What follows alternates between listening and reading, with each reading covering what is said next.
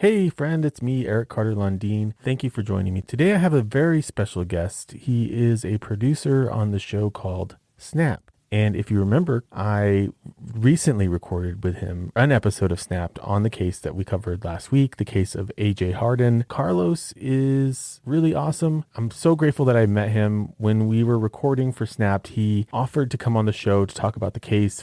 And that's what you're going to hear today. It's a follow-up to the AJ Harden episode from last week. Another thing I forgot to do is I forgot to say thank you to my two amazing voiceover actors. They're two Alexes, actually. My friend Alex Gonzalez, she has a podcast called This Enchanted Life. She also helps me with all of my social media posts, specifically the Missing Mondays and Weird Ass Wednesdays. So she filled in and voiced Candy. I think she did a phenomenal job. Go check out her podcast for me. Also want to thank my co-ghost for Dos Pequeños, Boy Alec, who voiced Candy's brother, Aaron. Okay, let's get into the episode.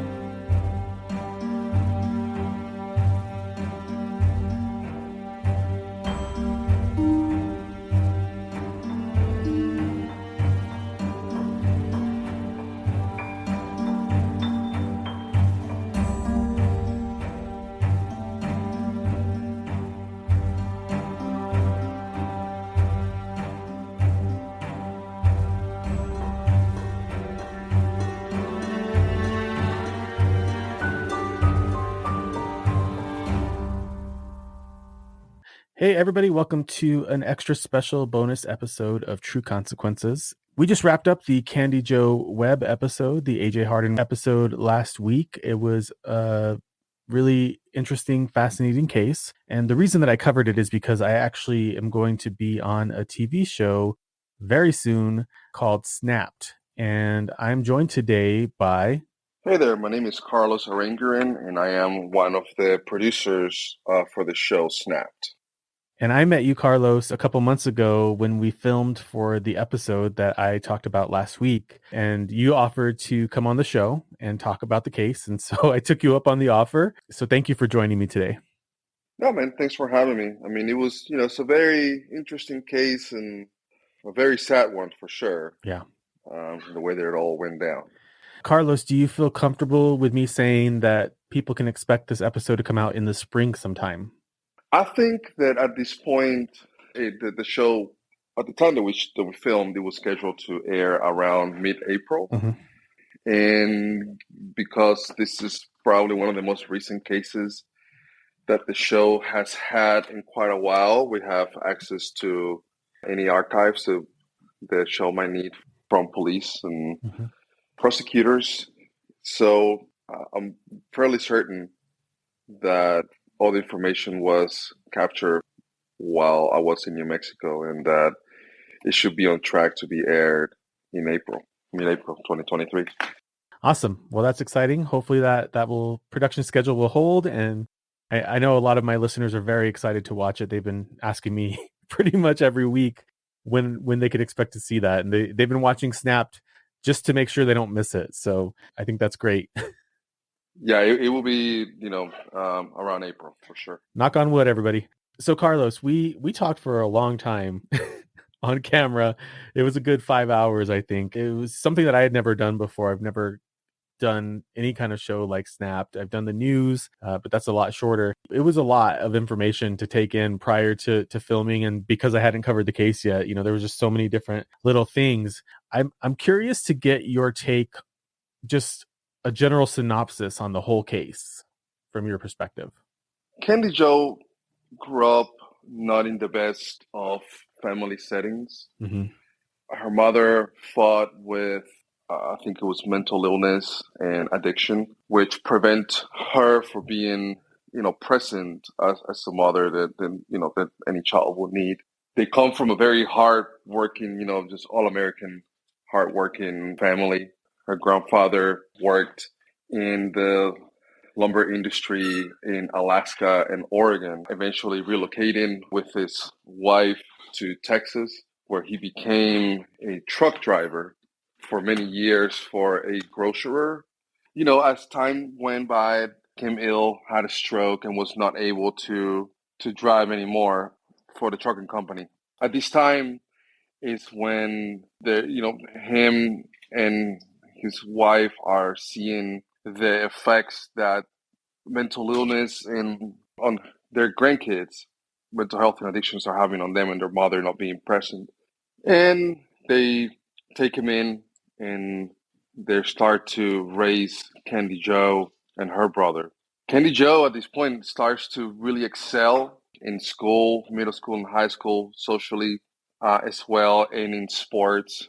She seemed to be a very nice, very inclusive person from all social circles in her school. She obtained a lot of accolades in sports, basketball, several state championships, volleyball, several state championships, and received a scholarship to go to a local college in New Mexico. So, given her background, she was beating all of the odds, and she had set herself up to possibly be a very successful individual, and move on from her tumultuous past with her, with the lack of parenting that she had. She also had, at some point in high school, started to rekindle her relationship with her mother as well. And she started to, I guess, understand that it wasn't her mother's fault. Her mother was just doing what she knew, the only thing that she knew and how she knew at the time. And she started to understand that this was, the consequence of mental health and addiction,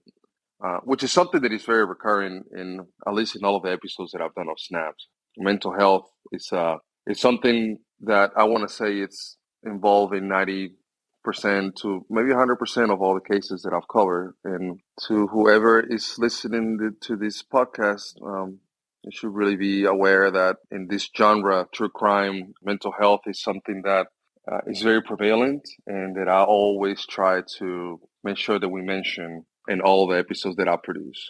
Yeah, it's the same here on this end. 80 to 95% of the episodes that I've discussed either have some sort of mental health part of it or addiction. Addiction is a huge piece as well, which is also mental health in a lot of ways, but I think it is important to note that and to talk about that. Yeah, absolutely. I know that this is entertainment for for most people, but there's a very real factor to it, and this is one of them. And I think it's important that it's for all of us who enjoy this genre, that they're aware that if they know someone who needs help or they need to talk to somebody, that there are ways, and there's help available for everyone. Yeah, and I'll put some phone numbers and some links in the show notes so that if anybody does have those needs, they'll be easily accessible for them. Awesome. Thank you. Mm-hmm. So as Candy Joe continues on her college career, you may know the name of the university, escapes my mind. I think it's not Grand Canyon. University of Southwest. Does that sound correct? Yeah, I think that's what it was. University of the Southwest. So, she was so gifted athletically that she actually was a starter in the school's volleyball team as a freshman. It seemed to be doing really well. However, life strikes again, and her mother passes away suddenly while she's in school, and that's where things take a turn for Candy. She starts to, she derails from school. She stops attending practices. Eventually, she flunks out and has to go back home and live with her grandfather AJ. And this is when she meets Sean Perkins, who becomes her, a long-time boyfriend and fiance. They had a kid together. Eventually, she moves in with Sean, but she still has to take care of AJ. AJ was at this point, I think he was in his 80s. His wife, Virginia, had passed away, which left a pretty big void in his in AJ's life. I think they were married for 60 some years. Um, and her loss had a tremendous impact on him. While Candy Joe's living with Sean, also AJ becomes ill terminally. And this is when Candy has to travel from south of the Roswell area to take care of AJ. Mm-hmm. And she's doing this for many years. She's the only one doing it, traveling back and forth to Fort Sumner. The other family that AJ had was not really present. His brother was not present. His Candy's brother was an addict, and he was not around to help him.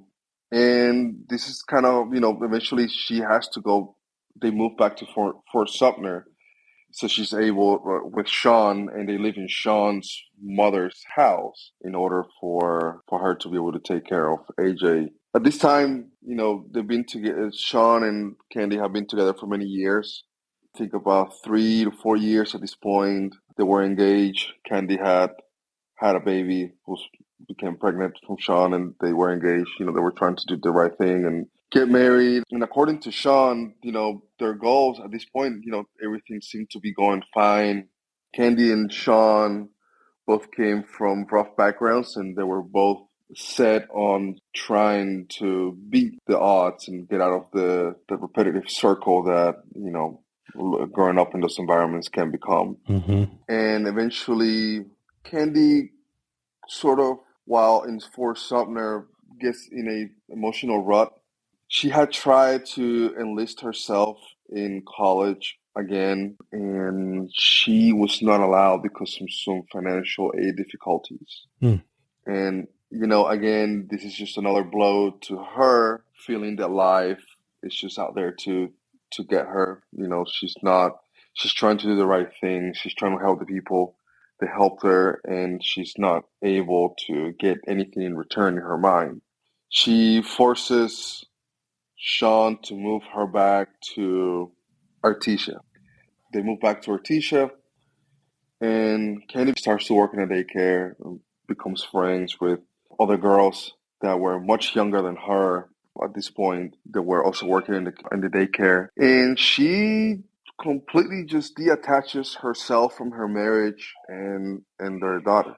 She starts to party. She goes out, doesn't tell Sean where she's going, comes back late at night, or sometimes she wouldn't come back.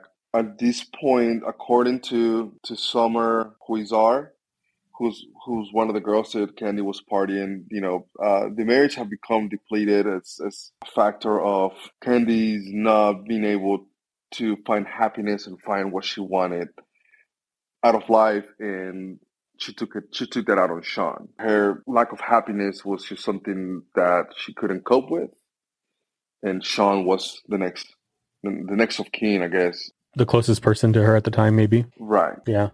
She's helping her grandfather. Nobody's around to help him.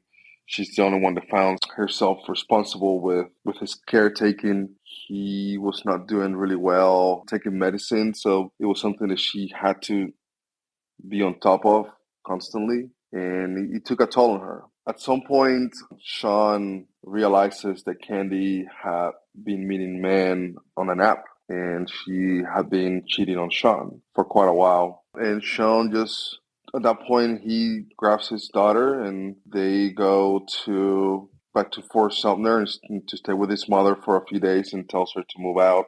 So she moves in with Summer and another guy, and this is when Candy continues to party even harder, to the point she became not a really good roommate of Summer, and she also met Garrett at this time.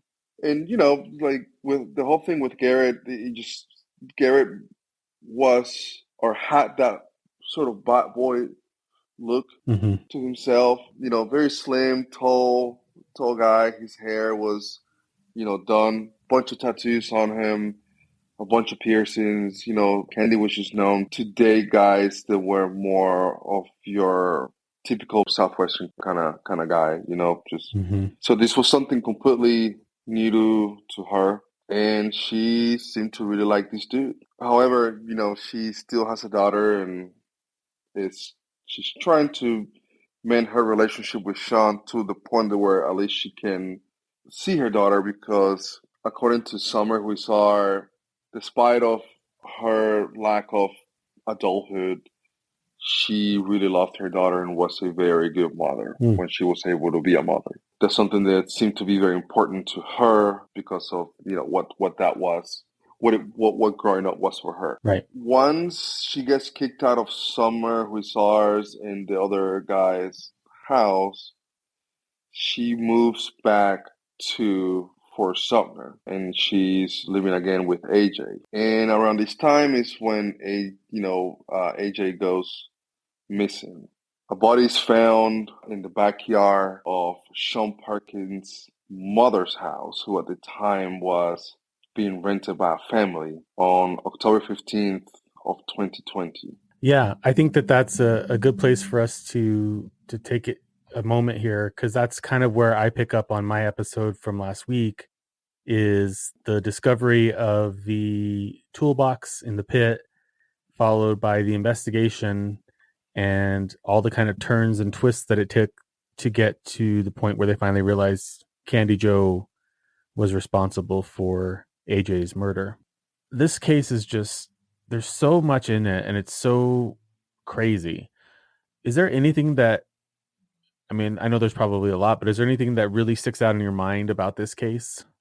The one thing that I continue to think about was the cruelty Yeah. that was in Candy to kill the person who pretty much saved her life when she was growing up by doing, his duty as a grandfather. Mm-hmm. And in the inhumane way that she disposed of his remains. One of the things that stuck to me was that. And the second one is also related to Candy, and it also ties up to, mental health. She was beating all of the odds given how rough her upbringing was.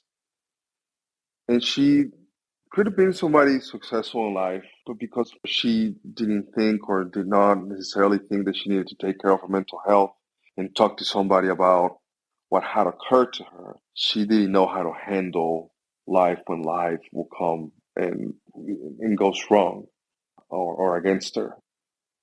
And all of that is just what leads to the murder of AJ. It's just, it's just an avalanche of mistakes and ignoring self-assessment and Mm-hmm. that concludes into AJ dying. She has some financial hurdles, and some people say that she was doing it because of property that AJ had. But honestly, I mean, that property was, I'm not saying that it was worth nothing. The property that AJ had was not necessarily the best. Right. And it was already on her name because he had put the property on her name while he was alive. Mm-hmm. I don't necessarily think that it was done because of any economic gain, financial gain. This was just done because Candy just didn't know what to do. It's because she didn't want to take care of him anymore. And I do see it as like a bit of a selfish, kind of narcissistic approach to life, right? Like, this is Very, inconveniencing me, so I'm going to kill my grandfather. It's just, it's a lot. yeah. It's extremely selfish of her Mm-hmm. to do not only what she did, but in the manner that it was conducted, and the way that she disposed of her grandfather's body. Do you know if she tried to actually put him in a hospice? I mean, because his social security would have covered it if they would have been able to apply for that. I don't necessarily think that. I don't think that AJ's wishes were for him to be taken care of. Mm-hmm. Um, the death of his wife was so. I mean, they were together for 60 years. That's something that we, as a society, we don't really see that Yeah. anymore in modern relationships. Mm-hmm. So the death of his wife was something that sort of that's when he knew that whatever he was here for in this planet, in this life, he was he had done it and he wanted to transcend. Okay. So he didn't want to receive any medical help, Mm. even when he was diagnosed with cancer. Wow. He forgot medication and was just on pain management. It's just unfortunate because I think that maybe they could have brought somebody in just to help him temporarily so that she could go do what she needed to do instead of having to murder him. I wish that there would have been other choices. As much as he was probably ready to die, I don't think he wanted to be murdered. All right, I don't think so. And that was, that was one of the theories. The working theories was that, well, maybe he told her to do it, or he did it himself. And I mean, obviously, this case did not go to trial. She took the plea, so we'll never know. I mean, all that she will say during the interview is that she didn't mean for this to happen, and that she was just trying to calm him down because he was in a lot of pain.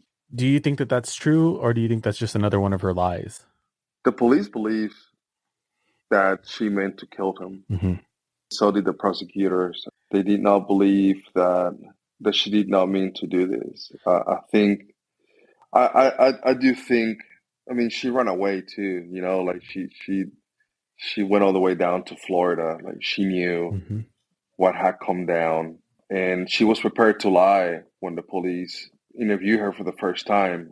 I think the show will have some footage of that from the police body cams. She was very cold blooded when speaking to police at first.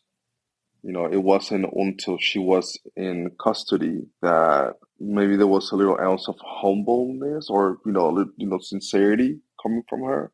But I think that she meant to kill him. I agree with the police, and I agree with you. I think when you look at the fact that she had already put those no trespass notices or the no trespass filings on her family prior to AJ going missing and eventually being found, the fact that she was so quick to lie, it just doesn't seem likely like this was an accident. It seems like she planned it, she thought through it, she had exactly known what her story was going to be from the moment that happened. Yeah, and that's where the first degree murder charge comes that she was going to face comes from. Um, it's because they found enough evidence that this was a premeditated murder and not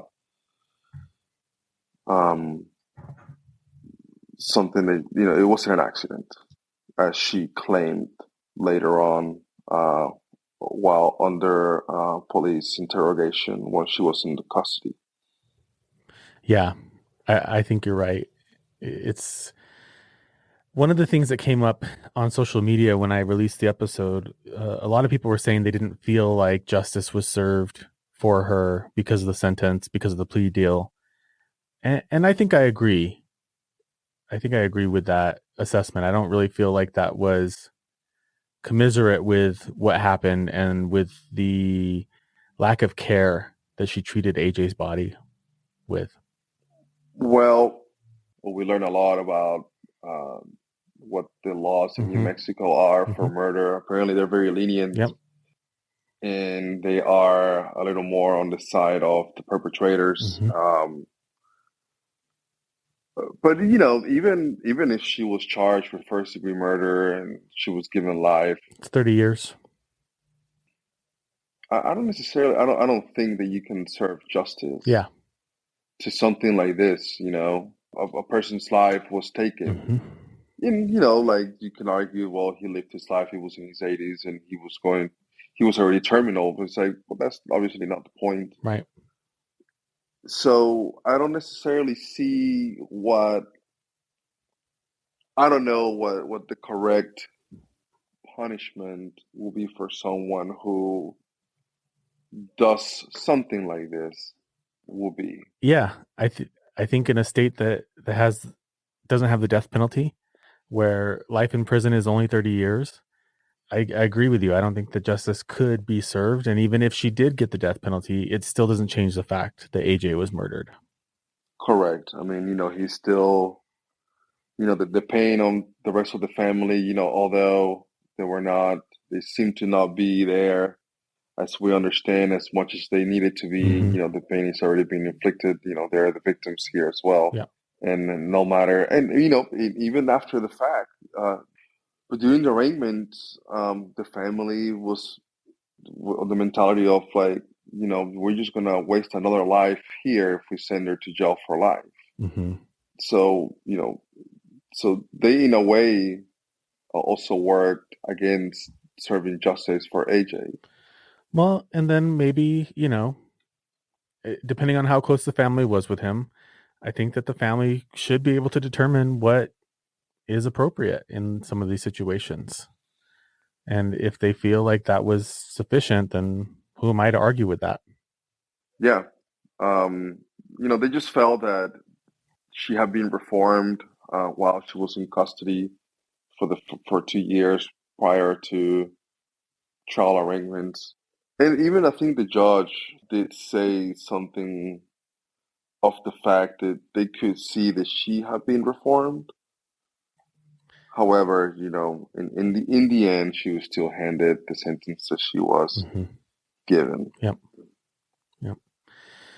Man, what a tragic case. I'm so grateful to Snapped and to Oxygen for inviting me to come on the show and talk about this case. It was something that hadn't really been on my radar yet because I typically cover cases that are a little bit older.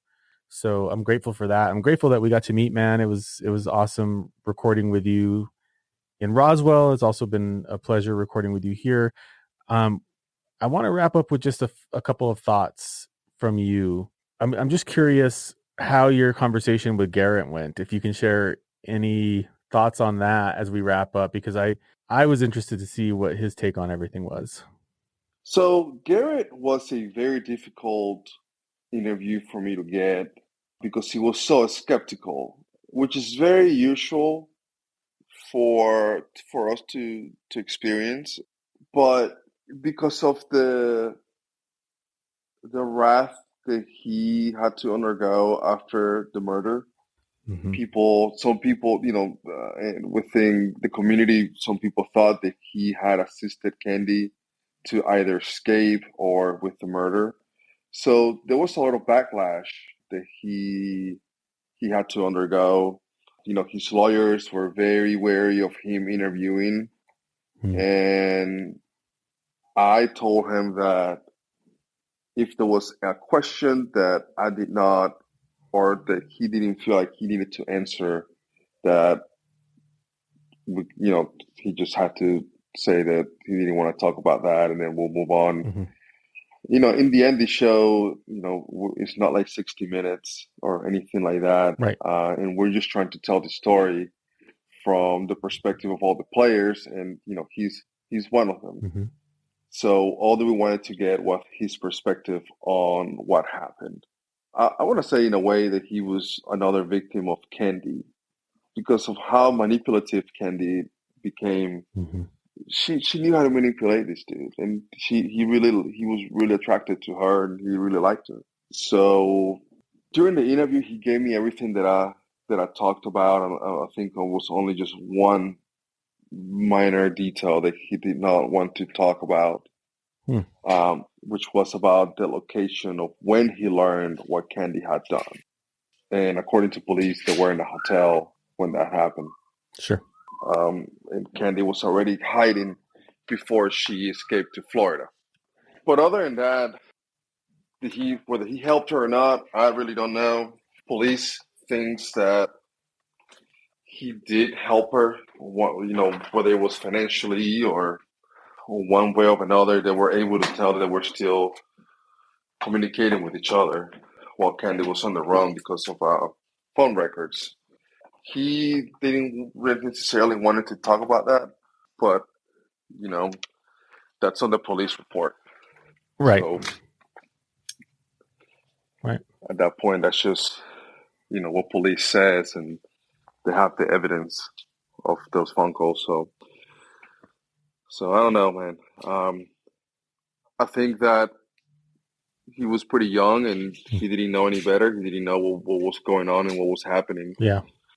I don't think that his intention was to be an accessory to a murder. Sure. I'm glad they figured out what happened. I'm glad that there is some answers in the case. I hope that the family finds peace through this process.